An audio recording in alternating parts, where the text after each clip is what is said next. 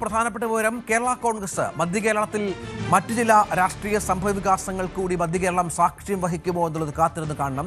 കഴിഞ്ഞ കുറേ ദിവസങ്ങളായി റോഷിയുടെ പല പരാമർശങ്ങളും അത് ജോസിന് ദഹിക്കുന്നതല്ല എന്നത് ഏറ്റവും പ്രധാനമാണ്. രണ്ടിടത്തേക്ക് രണ്ടില മാറുമോ എന്നതാണ് ഇനി കാത്തിരുന്ന് കാണേണ്ടത്. കാരണം ഇന്നലെയും നേതൃത്വം കാര്യക്ഷമമാകണം എന്നുള്ള ചില പരാമർശങ്ങൾ റോഷി അഗസ്റ്റിൻ്റെ ഭാഗത്തു നിന്ന് ഉണ്ടായി. അത് വളരെ പ്രധാനപ്പെട്ടതാണ്. മറ്റൊന്നാണ് റോഷി ജോസ് കെ മാണി പാലയിൽ UDF സ്ഥാനാർത്ഥിയായി മത്സരിപ്പിച്ചാൽ റോഷിയെ അവിടെ LDF സ്ഥാനാർത്ഥിയായി CPM മത്സരിപ്പിക്കും എന്ന മാണി സി കാപ്പൻ്റെ ഒരു പരാമർശം. അതൊരു LDF നേതാവ് തന്നോട് പറഞ്ഞു എന്നാണ് മാണി സി കാപ്പൻ പറഞ്ഞത്. അങ്ങനെ ഒട്ടും സുഖകരമായ കാര്യങ്ങളല്ല കേരള കോൺഗ്രസിൽ സംഭവിക്കുന്നത് എന്ന് ഏറ്റവും പ്രധാനപ്പെട്ട ഒന്നാണ്. നേരത്തെ നമുക്കറിയാം കേരള കോൺഗ്രസിനെ CPM-ൽ അല്ലെങ്കിൽ LDF-ൽ ഉറപ്പിച്ചു നിർത്തിയത് റോഷിയാണ് എന്ന ഇടുക്കി ജില്ലാ സെക്രട്ടറി CV വർഗീസിൻ്റെ ഓഡിയോ ക്ലിപ്പ് അത് വളരെ പ്രധാനപ്പെട്ട ഒന്നാണ്. അങ്ങനെ വലിയ പോരാട്ടം നടക്കേണ്ട പാലയിലടക്കം മത്സരിക്കാൻ എന്തുകൊണ്ട് ജോസ് കെ മാണി തയ്യാറാകുന്നില്ല, അല്ലെങ്കിൽ അങ്ങനെ ഒരു പ്രഖ്യാപനത്തിലേക്ക് പോകുന്നില്ല എന്ന ചോദ്യവും മറ്റൊരു തലത്തിൽ ഉയരുന്ന പശ്ചാത്തലമുണ്ട്. അങ്ങനെ അനവധി ചോദ്യങ്ങൾ ബാക്കി വെച്ചുകൊണ്ടാണ് ഇന്നലെ റോഷി ഇന്നലെയും ചില പരാമർശങ്ങൾ പറഞ്ഞത്. അതിൽ ഏറ്റവും പ്രധാനം ലീഡർഷിപ്പ് ഏബിൾ ആയിരിക്കണം.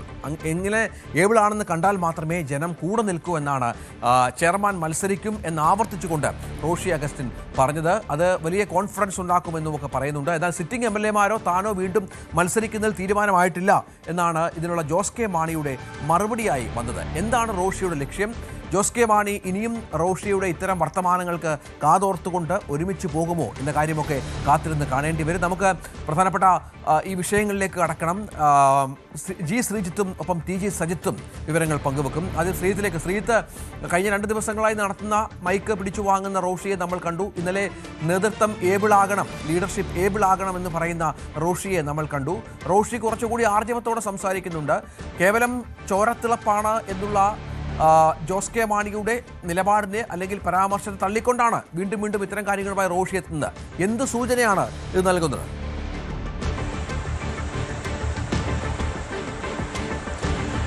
രഞ്ജിത്ത് ചൂണ്ടിക്കാണിച്ച ആർജവം എന്നുള്ള വാക്ക് ഒന്നുകൂടി ചേർത്ത് വെച്ച് പറയുകയാണ്. ആർജവത്തിനപ്പുറത്തേക്ക് അധികാരത്തോടെ റോഷി സംസാരിക്കുന്നു എന്നതാണ് കഴിഞ്ഞ 1-2 ദിവസങ്ങളായി കാണുന്നത് എന്നുള്ളതാണ്. അവിടെയാണ് കേരള കോൺഗ്രസ് എമ്മിൻ്റെ അധികാര കേന്ദ്രം എവിടെ എന്ന ചോദ്യം വളരെ പ്രസക്തമാകുന്നത്. അത് റോഷി അഗസ്റ്റിനിലേക്ക് എത്തിയിരിക്കുന്നു എന്നതാണ് നമുക്ക് കാണാൻ സാധിക്കുന്നത്. കാരണം ഇങ്ങനെ ഒരു റോഷി അഗസ്റ്റിനെ കേരള കോൺഗ്രസ് എമ്മിൽ നമ്മൾ ഒരു കാലത്തും കണ്ടിട്ടില്ല എന്നുള്ളതാണ് യാഥാർത്ഥ്യം. അത് KM മാണിയുടെ കാലത്തായിക്കോട്ടെ, അതിനുശേഷം ജോസ് കെ മാണി പാർട്ടി 2ആയി പിളർന്ന സമയത്തായിക്കോട്ടെ, ജോസ് കെ മാണിയുടെ ഒപ്പം നിന്ന് പാർട്ടി ചെയർമാന് വിധേയപ്പെട്ട് നിൽക്കുന്ന റോഷി അഗസ്റ്റിനെയാണ് കണ്ടിട്ടുള്ളത്. പക്ഷേ കഴിഞ്ഞ 2-3 ദിവസങ്ങളായി വളരെ അധികാരത്തോടെ ആധികാരികമായി തന്നെ പല വിഷയങ്ങളിലും റോഷി അഗസ്റ്റിനാണ് പാർട്ടിയുടെ നിലപാട് പറയുന്നത് എന്നുള്ളതാണ് ഏറ്റവും ശ്രദ്ധേയമായിട്ടുള്ളത്. അത് കേവലം മറ്റേതെങ്കിലും വിഷയത്തിൽ പാർട്ടിയുമായി ബന്ധപ്പെട്ട എന്തെങ്കിലും ഒരു വിഷയത്തിലല്ല, പാർട്ടി ചെയർമാൻ എവിടെ മത്സരിക്കണം, എങ്ങനെ മത്സരിക്കണം എന്ന പ്രഖ്യാപനം തന്നെ നടത്തുന്നത് റോഷി അഗസ്റ്റിനാണ് എന്നുള്ളതാണ്. അത് ചെയർമാനെ ഒന്ന് ഇരുത്തി ഒരുമിച്ച് സംസാരിക്കുന്നു. അവിടെ തന്നെ മൈക്ക് പിടിച്ചാണ് റോഷി സംസാരിക്കുന്നത്. എന്നാൽ ഈ വിഷയത്തെ ഒന്ന് തണുപ്പിക്കാൻ ജോസ് കെ മാണി ശ്രമിച്ചു. ഈ സ്നേഹത്തോടെയാണ്, ചോരത്തിളപ്പുള്ള നേതാവാണ് എന്നൊക്കെ പറഞ്ഞ് അതും റോഷി അഗസ്റ്റിൻ തിരുത്തുകയാണ് ഇന്നലെ ചെയ്തത് എന്നുള്ളതാണ് ഏറ്റവും ശ്രദ്ധേയമായുള്ളത്. ചോരത്തിളപ്പിന്റെ പേരിലൊന്നും അല്ല, അതല്ല ഇതിന്റെ വിഷയം. ഇത് കോൺഫിഡൻസിന്റെ വിഷയമാണ് എന്ന് ചൂണ്ടിക്കാണിച്ചുകൊണ്ട് ഒരുപക്ഷെ ജോസ് കെ മാണി അങ്ങനെ പറയാത്തത് കോൺഫിഡൻസ് ഇല്ലായ്മയാണോ എന്ന് കേൾക്കുന്നവരെ തോന്നിപ്പിക്കുന്ന തരത്തിലുള്ള പ്രതികരണമാണ് റോഷി അഗസ്റ്റിൻ നടത്തിയത്. ഞാൻ നേരത്തെ പറഞ്ഞ പോലെ ഇങ്ങനെ ഒരു റോഷി അഗസ്റ്റിനെ നമ്മൾ കണ്ടിട്ടില്ല. അത് കാണാൻ പ്രധാനപ്പെട്ട കാരണം ആ പാർട്ടിയിൽ ഉണ്ടായിരിക്കുന്ന ആഭ്യന്തര പ്രശ്നങ്ങൾ തന്നെയാണ് എന്ന് നമുക്ക് നിസ്സംശയം പറയാൻ സാധിക്കും. അത് ഈ പാർട്ടിയെ LDF-ൽ നിന്ന് മുറിച്ച് ഇപ്പുറത്തേക്ക് UDF-ലേക്ക് കൊണ്ടുവരാൻ നടത്തിയ നീക്കം, അതിൽ റോഷി ഉൾപ്പെടെ അറിയാതെ ജോസ് കെ മാണി നടത്തിയ നീക്കമാണ് പാർട്ടിക്കുള്ളിൽ കടുത്ത ഭിന്നത ഇപ്പോഴും ഉണ്ടാക്കിയിരിക്കുന്നത്. അതാണ് ഏറ്റവും ഒടുവിൽ നേരത്തെ ഒരു സ്റ്റിയറിംഗ് കമ്മിറ്റി യോഗം ചേർന്ന ഒരു ഫോട്ടോ സെഷനിലൂടെ ഞങ്ങളെല്ലാം ഒറ്റക്കെട്ടാണെന്ന് പറയാൻ ശ്രമിച്ചെങ്കിലും അങ്ങനെയൊന്നും അല്ല കാര്യങ്ങൾ. ഇപ്പോഴും കടുത്ത പ്രതിസന്ധിയിൽ തന്നെ പോകുന്നു. ആ പാർട്ടിക്കുള്ളിൽ കടുത്ത ഭിന്നത നിലനിൽക്കുന്നു. അത് ഏതറ്റം വരെ എത്തും എന്നത് മാത്രമാണ് ഇനി അറിയാനുള്ളത്.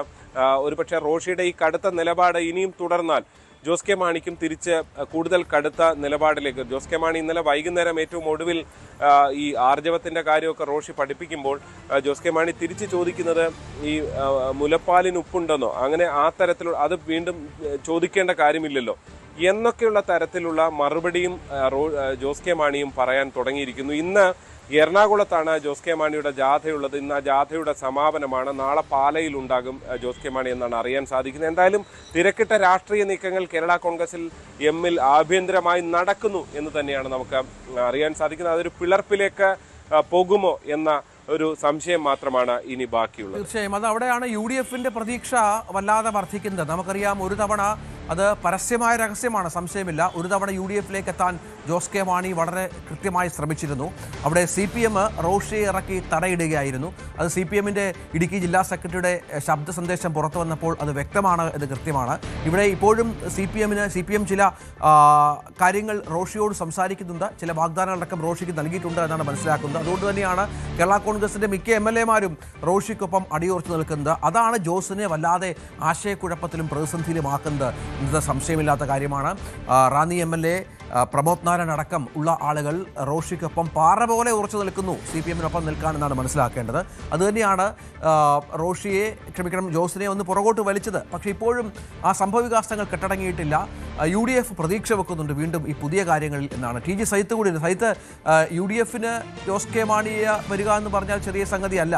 തുടർഭരണം അവസാനിപ്പിക്കാൻ ഭരണത്തിലേക്ക് കയറാൻ വിചാരിക്കുന്ന UDFന് ജോസ് കെ മാണിയുടെ വരവ് നൽകുന്നത് ചില്ലറ ഗുണമായിരിക്കില്ല. സഭകളുടെ പിന്തുണയുണ്ട് താനും. ഇപ്പോഴത്തെ പുതിയ സംഭവവികാസങ്ങളുടെ പശ്ചാത്തലത്തിൽ ഈ ചർച്ചകൾ ഒന്നുകൂടി പച്ച പിടിക്കുന്നു എന്ന് വേണോ കാണാൻ? തീർച്ചയായും അങ്ങനെ തന്നെയാണ്. വളരെ ഗൗരവത്തോടു കൂടിയാണ് കേരള കോൺഗ്രസിൻ്റെ പുതിയ സംഭവ വികാസങ്ങളെ കോൺഗ്രസ് നേതൃത്വം UDF നേതൃത്വം നോക്കിക്കാണുന്നതെന്നാണ് സാഹചര്യം. പക്ഷേ അതൊരു ചർച്ചയുടേതോ പുതിയ സാഹചര്യങ്ങളിലേക്ക് നീങ്ങിയിട്ടില്ല. പക്ഷേ എന്തായാലും ഈ സാഹചര്യങ്ങളെ നോക്കിക്കാണുന്നു. അതായത് ഈ ചർച്ചകൾ, ഈ തർക്കങ്ങൾക്കൊടുവിൽ കേരള കോൺഗ്രസിൽ ഒരു പിളർപ്പുണ്ടായാൽ ആ സാധ്യതയെ പ്രയോജനപ്പെടുത്തണം. അതിൻ്റെ ഭാഗമായി ജോസിനെ ഒപ്പം നിർത്തണം. ഇതിനകം തന്നെ കേരള കോൺഗ്രസ് അല്ലെങ്കിൽ കോൺഗ്രസ് UDF കേന്ദ്രങ്ങൾ മുന്നോട്ട് വയ്ക്കുന്ന ഒരു നിലപാട് ഇങ്ങനെയാണ്: ജോസ് കെ മാണിയെ പാലയിൽ തന്നെ മത്സരിപ്പിച്ച് തോൽപ്പിക്കാൻ റോഷി അഗസ്റ്റിൻ ശ്രമം നടത്തുന്നു. അതിൻ്റെ ഭാഗമായിട്ടാണ് ജോസിന് താല്പര്യമില്ലെങ്കിലും ജോസ് കെ മാണി പാലയിൽ തന്നെ മത്സരിക്കുമെന്ന് റോഷി അഗസ്റ്റിൻ പറയുന്നതിൻ്റെ കാരണം. അപ്പോൾ വീണ്ടും തോൽപ്പിച്ചാൽ പാർട്ടി കൈപ്പിടിയിൽ തന്നെയാവും. ഒപ്പം തന്നെ മന്ത്രിസഭാംഗത്വം ഉണ്ട് അദ്ദേഹത്തിന്. വീണ്ടും ഒരു ഇടതു സർക്കാർ വന്നാൽ വീണ്ടും മന്ത്രിസ്ഥാനത്തിലേക്ക് വരാം. ഈ സാധ്യതകൾ തന്നെയാണ് റോഷി അഗസ്റ്റിൻ മുന്നിൽ കാണുന്നത്. അപ്പോൾ പൂർണ്ണമായും പാർട്ടിയും അധികാരം പിടിക്കാൻ വേണ്ടിയുള്ള തന്ത്രമാണ്. അവിടെ ആ ചർച്ചകൾ ഒന്നുകൂടി കൊഴുപ്പിച്ച് ഈ സാഹചര്യം ഒന്ന് മോശമാക്കാൻ കൂടി UDFിൻ്റെയും കോൺഗ്രസിൻ്റെയും ഭാഗത്തു നിന്നുള്ള പ്രതികരണങ്ങളൊക്കെ പുറത്തു വരുന്നുണ്ട്. ഇന്ന് എന്തായാലും നേതാക്കളും ആ വിഷയത്തിൽ പ്രതികരിക്കുമെന്ന് നമുക്ക് കരുതാം. കോൺഗ്രസ് എന്തായാലും വളരെ കരുതലിലാണ്. ഈ തർക്കം അവർക്ക് പ്രയോജനപ്പെടുത്താനാകുമോ എന്ന സാധ്യതയാണ്. മുമ്പ് ഒരു മുന്നണി മാറ്റ ചർച്ചകൾ നടന്നതാണ്, പക്ഷേ അത് നടക്കാതെ പോയി. പക്ഷേ ഇപ്പോഴും ഈ അവസാന ഘട്ടത്തിലും പടിവാതിക്കൽ, നിയമസഭാ തെരഞ്ഞെടുപ്പിൻ്റെ പടിവാതിക്കൽ ആ ഒരു സാധ്യത അവർ മുന്നിൽ കാണുന്നുണ്ട്. രണ്ട് സാധ്യതകളാണ്. ഒന്ന്, ഇടതുപക്ഷത്തിലെ ഒരു പ്രധാനപ്പെട്ട മുന്നണിയെ കേരള കോൺഗ്രസിൽ ഉണ്ടാവുന്ന പിളർപ്പിൽ ഒരു വിഭാഗത്തെ ഒപ്പം നിർത്താൻ കഴിഞ്ഞാൽ അത് നേട്ടമാണ്. ഒന്ന്, KM മാണിയുടെ മകൻ എന്ന പരിഗണന അദ്ദേഹത്തിനുണ്ടാവും. സ്വാഭാവികമായും ആ ഒരു സാധ്യത തുടരുക. മുൻ കേരള കോൺഗ്രസ് നേതാവ് കൂടിയായ ശ്രീ സജി മഞ്ഞക്കടമ്പൻ ടെലിഫോൺ ലൈനിൽ. ശ്രീ സജി മഞ്ഞക്കടമ്പൻ, ഈ പുതിയ സംഭവവികാസങ്ങളെ താങ്കൾ എങ്ങനെയാണ് കാണുന്നത്?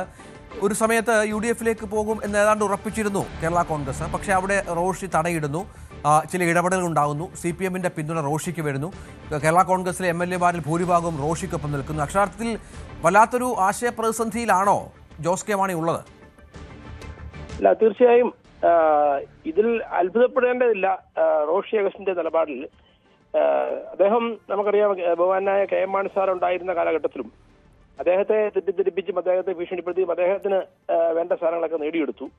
അതോടൊപ്പം അദ്ദേഹത്തിന്റെ ജീവിതത്തിലെ ഏറ്റവും വലിയ ആഗ്രഹമായിരുന്നു പാലായിൽ മത്സരിക്കുക. അതിനുവേണ്ടി നിങ്ങൾ കണ്ടു, കഴിഞ്ഞ തവണ ജോസ് കെ മാണി പാലായിൽ പരാജയപ്പെട്ടതിന് അദ്ദേഹത്തിന് ഉത്തരവാദിത്വമുണ്ടെന്നാണ് എനിക്കൊക്കെ എന്റെയൊക്കെ അറിവ്. ഞാൻ കേരള കോൺഗ്രസിൽ ഇപ്പോൾ ഇല്ലെങ്കിലും നമുക്ക് നാട്ടിൽ നിന്ന് അറിയാൻ സാധിക്കുന്നത്. അതിനുശേഷം ജോസ് കെ മാണി പരാജയപ്പെട്ടതിന് ശേഷം ശ്രീ റോഷി അഗസ്റ്റിൻ മാണി സാറിന്റെ 3-ാം നമ്പർ കാർ വേണമെന്ന് പറഞ്ഞു. 3-ാം നമ്പർ കാർ വാങ്ങിച്ചു. അതിനുശേഷം മാണി സാർ താമസിച്ചിട്ടുണ്ട് പ്രശാന്ത് വീട് അദ്ദേഹത്തിന് വേണമെന്ന്, അത് അദ്ദേഹം നേടിയെടുത്തു. അതിനുശേഷം അദ്ദേഹത്തിന്റെ ആഗ്രഹമാണ് പാലായിൽ മത്സരിക്കുക, MLA ആകുക. അപ്പൊ കഴിഞ്ഞ തവണ ജോസ് കെ മാണി തോറ്റു. ഇത്തവണ റോഷി അഗസ്റ്റിൻ മത്സരിക്കണമെന്ന് ആഗ്രഹമുണ്ടായിരുന്നു ജോസ് കെ മാണിയെ കടുത്തുരുത്തിയിലേക്ക് മാറ്റിയിട്ട്. പക്ഷെ അത് സാധിക്കാതെ വന്നപ്പോഴാണ് അദ്ദേഹം ജോസ് കെ മാണി തന്നെ വീണ്ടും മത്സരിച്ച് ജോസ് കെ മാണിയെ വീണ്ടും ഒരിക്കൽ കൂടി ഇല്ലായ്മ ചെയ്താൽ പാർട്ടി അദ്ദേഹത്തിനോടൊപ്പം നിൽക്കും, അല്ലെങ്കിൽ പാർട്ടി അദ്ദേഹത്തിന്റെ